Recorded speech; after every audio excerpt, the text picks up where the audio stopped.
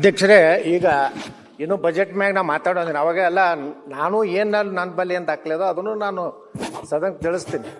ನಾ ಯಾವುದೇ ಅಂಕಿ ಸಂಖ್ಯೆಗಳನ್ನು ನಾನೇ ಕಪೋಲ ಕಲ್ಪಿತವಾಗಿ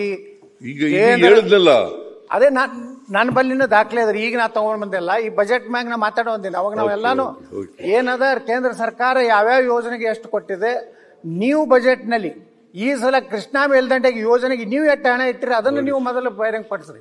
ಒಂದು ರೂಪಾಯಿ ಇಟ್ಟಲ್ಲ ನೀವು. ಹಾಗಂತೇಳಿ ಸದನದಲ್ಲಿ ಸುಳ್ಳು ಹೇಳದ ಯಾರು ಮಾತಾಡ. ಈಗ ಇದು ಟೋಟಲಿ ಅನ್ಟ್ರೂ. ನೀವು ಕೇಂದ್ರದಲ್ಲಿ ಮಂತ್ರಿ ಆಗಿದ್ದವರು, ಸೀನಿಯರ್ ಮೆಂಬರ್ ಆಗಿರೋರು, ಮುಂದೆ ಮುಖ್ಯಮಂತ್ರಿ ಆಗಬೇಕು ಅಂತ ಆಸೆ ಇಟ್ಕೊಂಡಿರೋರು,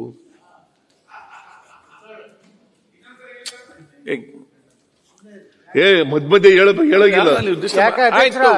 ಅವರೇ ಅಟ್ಟೆ ಆಗ್ಬೇಕನ್ನು ಯಾರಿದ್ದವ್ರು, ನಾವು ಯಾಕೆ ಆಗ್ಬಾರ್ದು? ಸಾಮಾನ್ಯ ಒಬ್ಬ ನಂದೇನ್ ತಕರಾರು ಇಲ್ಲ. ಅವ್ರು ಏನ್ ಹೇಳಿದ್ದಾರೆ? 224 ಜನರಲ್ಲಿ 224,75 ಜನರಲ್ಲಿ ಯಾರು ಬೇಕಾದ್ರೂ ಆಗ್ಬೋದು. ಸಂವಿಧಾನದಾಗ ಯಾರು ಬೇಕಾದವ್ರು ಅಧಿಕಾರ ಇದೆ. ಆಗ್ಬೋದು, ನೀವು ಅಷ್ಟೇ ಇಲ್ಲ. ಅಶ್ವತ್ಥನಾರಾಯಣ ಆಗ್ಬೋದು. ಅಪ್ಪ ಕಡೆ ನಮ್ಮ ಮಗ ಆಗ್ಬೇಕನ್ನು ಜನರ ಆದೇಶ, ಎಲ್ಲರ ಅಪ್ಪ ಕೂಡ ಅಲ್ಲ. ಅಧ್ಯಕ್ಷರೇ, ಆಯ್ತು ಅಲ್ಲ, ಯತ್ನಾಳ್ ಅವ್ರು ಸುಳ್ಳು ಹೇಳ್ತಾರೆ. ನಾವು ಏನಪ್ಪ ಮಾತಾಡ್ಬೇಕು.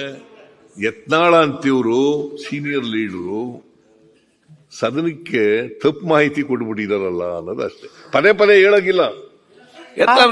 ಏನನ್ನು ನಾ ಸ್ಪಷ್ಟೀಕರಣ ಕೊಡ್ತೀನಿ. ಅದಕ್ಕೆ ಬೇಡ, ಮತ್ತೆ ಮಾತಾಡುವಾಗ ಆಯ್ತು ಹೇಳಿದ್ರಲ್ಲಿ ಕೊಟ್ಟಿದ್ದಾರೆ, ನೀರಾವರಿ ಯೋಜನೆಗಳಿಗೆ ಆಯ್ತು. ಮತ್ತೆ ಬಜೆಟ್ ಅಲ್ಲಿ ಮಾತಾಡೋ ಕೊಡಿ ಎಲ್ಲಾನು ನಾನು ಓಕೆ. ನಾನು ಬಜೆಟ್ ಭಾಷಣದಲ್ಲಿ ಹೇಳ್ತೇನೆ. ಈಗ ಮಾನ್ಯ ಅಧ್ಯಕ್ಷರೇ, ಪದೇ ಇದ್ರೆ ನಮ್ಗೆ ಈ ಫ್ಲೋ ಆಫ್ ಥಾಟ್ಸ್ ಕಟ್ಟಾಗ್ಬಿಡ್ತದೆ.